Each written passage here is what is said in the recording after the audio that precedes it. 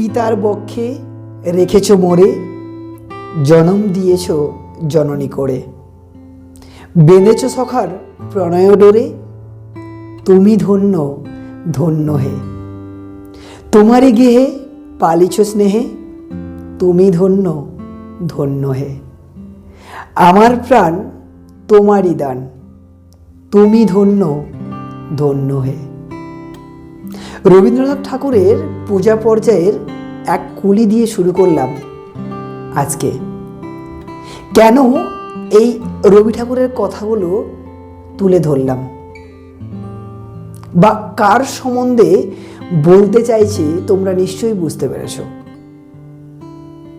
হ্যাঁ, আমাদের দুনিয়া, আমাদের পৃথিবী আমরা যাদের কাছ থেকে দেখেছি, অর্থাৎ আমাদের পিতামাতা। কিন্তু আজকে আমি স্পেশালি বাবার সম্বন্ধে কিছু কথা শেয়ার করব। তাই আমি Sushovan sir from unique guide of education একাডেমির তরফ থেকে আমার সমস্ত স্টুডেন্টদের জন্য আজকে তোমাদের জন্য নতুন 2023 ইংলিশ নববর্ষের সেকেন্ড ভিডিওতে বাবাকে নিয়ে একটা কন্টেন্ট বানিয়েছি, যেটা হলো বাবাকে জানতে বা চিনতে সময় লাগে 70 বছর।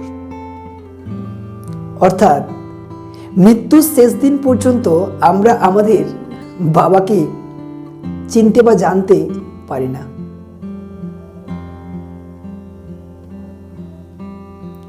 আমাদের জীবন শেষ হয়ে গেলেও বাবাকে নিয়ে তুলনা করা, বাবার সম্বন্ধে কিছু বলা শেষ হয়েও কোথাও শেষ হবে না বলে আশা করতে পারি। চলো আজকে কিছু কথা শেয়ার করি। প্রত্যেক বাবা তার ছেলের মধ্যে নিজেকে খোঁজে। নিজের শৈশব, নিজের কৈশোর, নিজের বৃদ্ধকাল, প্রত্যেকটা সময় নিজের ছেলের মধ্যে খুঁজে বেড়ায়।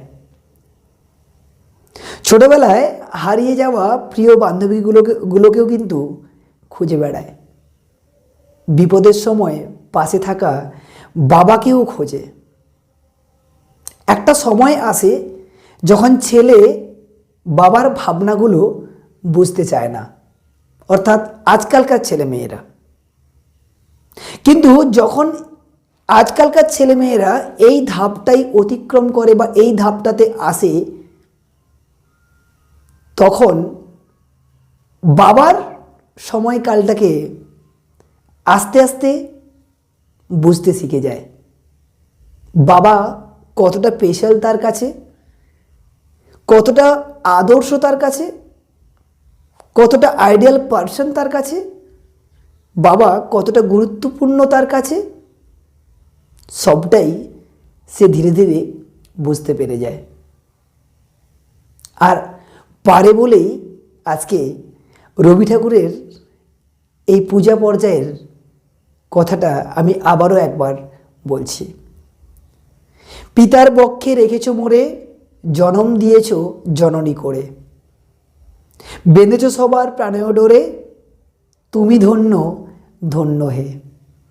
তোমারই গেহে পালিছ স্নেহে, তুমি ধন্য ধন্য হে।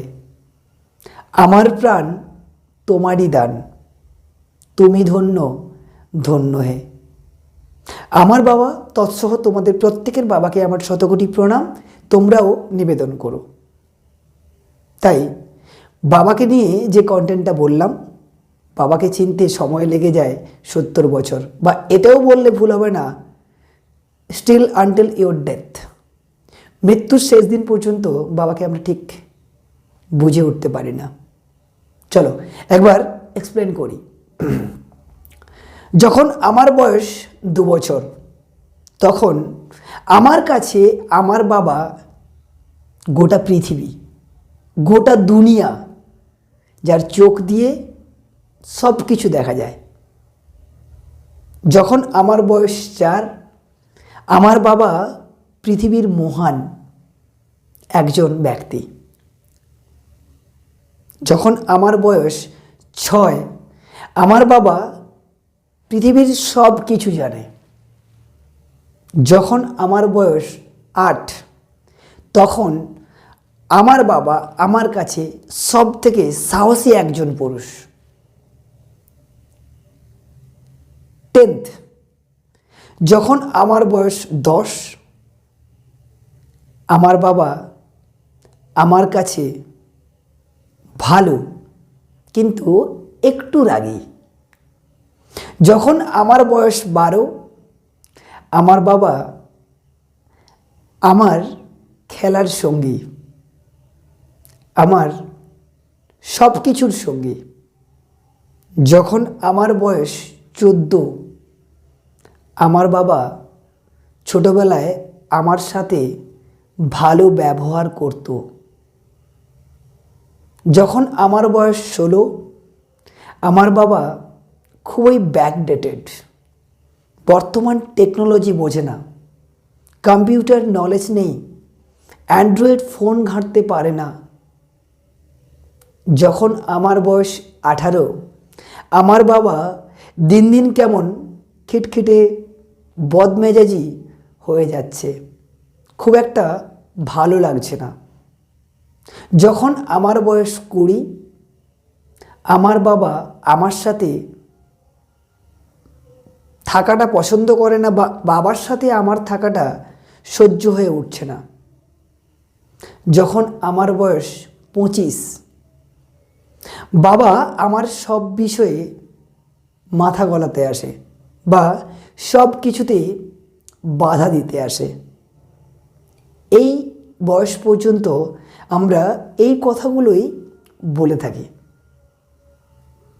কিন্তু যখন আমার বয়স 30, অর্থাৎ নিজের বেলায় যখন আমি নিজেকে বাবার জায়গায় প্রতিস্থাপন করে নেই, তখন আমার বাবা আমার ছোট ছেলেকে সামলানোর সময়, বা আমি যখন ছোট ছিলাম, আমার বাবাকে আমরা এত কষ্ট দিতাম না, বা বাবাকে আমরা কতটা ভয় পেতাম, প্রচুর ভয় পেতাম। সে কারণে বাবা আমাদের কাছে আদর্শ। যখন আমার বয়স 40, আমার বাবা আমাদের কত শাসনে মানুষ করেছে, কত কষ্ট করেছে। যখন আমার বয়স 60, আমি আমার বাবার সামনে দাঁড়িয়ে কথা বলার সাহস পেতাম না। টাকা লাগলে মাকে চাইতাম, খাতা লাগবে মাকে বলতাম। এখনকার ছেলে মেয়েকে দেখো, বাবার মুখের উপর উত্তর করে দেয় যখন নিজের ছেলেকে বলছে কথাগুলো। যখন আমার বয়স 70, বাবা তোমাকে শতকোটি প্রণাম। হ্যাঁ, আমি সমস্ত স্টুডেন্টদের এই কথাটাই বলবো যে বাবাকে নিয়ে এই কথাগুলো কেন বললাম। তোমরা তোমাদের যেটুকু এজ, সেইটুকু এজে যে কয়েকটা কথা বললাম, এই পয়েন্টের মধ্য দিয়ে একটু পিকচার আঁকো তোমার মাইন্ডের মধ্যে। কথাটা কতটা সত্য তোমরা বুঝতে পারবে। অর্থাৎ এই প্রত্যেকটা ইয়ার, 1, 2, 3, 4, 5, 6, 7, 8 প্রত্যেকটা ইয়ার তোমার কাছে তোমার বাবার একটা ছবি আলাদা আলাদা পথ তৈরি করে। কখনো আমার কাছে আমার বাবা প্রিয় মানুষ, কখনো আমার বাবা আমার কাছে হিরো, কখনো আমার বাবা আমার কাছে শত্রু, কখনো আমার বাবা আমার কাছে আদর্শ একজন ব্যক্তি, কখনো আমার বাবা আমার কাছে অসহ্যের একজন পাত্র, কখনো আবার আমার বাবা আমার কাছে গোটা দুনিয়া, কখনো আবার বাবা হিসেবে ছেলের কাছে বলছি আমার বাবার সামনে আমি কথা বলতে ভয় পেতাম। অর্থাৎ কখনো ব্লেম, কখনো ভালোবাসা, কখনো শ্রদ্ধা, সর্বোপরি মিলিয়েই একজন আদর্শ পিতা। তাই প্রত্যেক পিতাকে আমার তরফ থেকে আন্তরিক প্রীতি শুভেচ্ছা, অসংখ্য অভিনন্দন এবং শতকোটি প্রণাম। আমার বাবা তৎসহ আরও প্রত্যেক স্টুডেন্টদের বাবা, তোমরা প্রত্যেকেই তোমাদের পিতামাতাকে রেসপেক্ট করবে এবং এই কথাগুলোই তোমরা বলে থাকো বলে আমার তো মনে হয়। তাই দুনিয়াতে সব কিছু ঘটে যাক, বাবাকে নিয়ে যে কথাগুলো বললাম না, এগুলো কতটা সত্য তোমরা একবার অনুভব করো। আজকে তোমার বয়স যদি 20 হয়, তার আগে আমি যে কয়েকটা পয়েন্ট বলেছি প্রত্যেকটা ইয়ারের এগেনস্টে গিয়ে কতটা সত্য একবার মিলিয়ে দেখো, তাহলেই বুঝবে তোমার বাবা তোমার কাছে কতটা গুরুত্ব। সত্যি বাবা আমাদের জীবনে আদর্শ কিনা, আমাদের চলার পথের সত্যি একজন দামি মানুষ কিনা, যিনি আমাদের গোটা পৃথিবী দেখিয়েছেন, গোটা পৃথিবীর আলো, ভুল ভ্রান্তি, ঠিক বেঠিক সঠিক সব কিছু উনি শিখিয়েছেন আমাদেরকে হাত ধরে ধরে। যখন আমরা ভূমিষ্ঠ হই তারপর থেকে একটু একটু করে বাড়তে থাকি। বাবা যখন দুহাত ধরে আমাদের কাঁধে বসিয়ে ওপর দিকে তোলে বা কোলে করে ওপর দিকে তোলে, আমাদের তুলোর মতো ছোট্ট ছোট্ট পা হাতগুলো বাবার বুকের উপর রেখে আমরা সজোরে লাথি মারি। সেটা ছিল লাথি না, সেটা ছিল বাবার ভালোবাসা এবং আমাদের ছোট্টবেলাকার একটা জায়গা। কিন্তু সেই ছেলেই তার 70 বছরের অভিজ্ঞতা শেয়ার করে বুঝতে পারে বা বুঝতে পারলো না যে বাবা আসলে কি। কখনো ভালো মানুষ, কখনো খারাপ মানুষ, কখনো মহান, কখনো আদর্শবান, কখনো তিনি সব।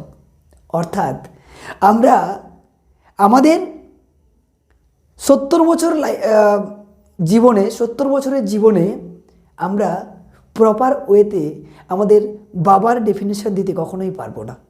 বাবাকে নিয়ে কখনো সমালোচনা করতে পারবো না, কখনো আলোচনা করতে পারবো না। তার ভুল, তার ভ্রান্তি, তার সঠিক চিন্তাভাবনা, তার পদক্ষেপ, কখনো ঠিক কখনো বেঠিক, সব কিছু নিয়েই বা সব কিছুকে ভুলে গিয়ে তার ঊর্ধ্বে থাকে আমার, তোমার বা তোমাদের বাবা। তাই স্টুডেন্টস, আজকে বাবাকে নিয়ে কথাগুলো কেমন লাগলো তোমরা অবশ্যই শেয়ার করো। আগামীতে মাকে নিয়েও একটা ছোট্ট স্ক্রিপ্ট বানানোর চেষ্টা করব। যদি ভালো লেগে থাকে তোমরা অবশ্যই কমেন্ট করো, আর ভালো লাগলে অবশ্যই শেয়ার করো। সাবস্ক্রাইব করতে ভুলো না, বেল বাটনটা প্রেস করতে কিন্তু ভুলে যেও না। আগামীতে আরও ভালো ভালো স্ক্রিপ্ট নিয়ে আসবো। আজকে এটা বলে এখানেই শেষ করব। তোমরা সবাই ভালো থেকো, তোমাদের সবাইকে শুভরাত্রি জানিয়ে এখানেই শেষ করছি। Bye bye, have a nice night.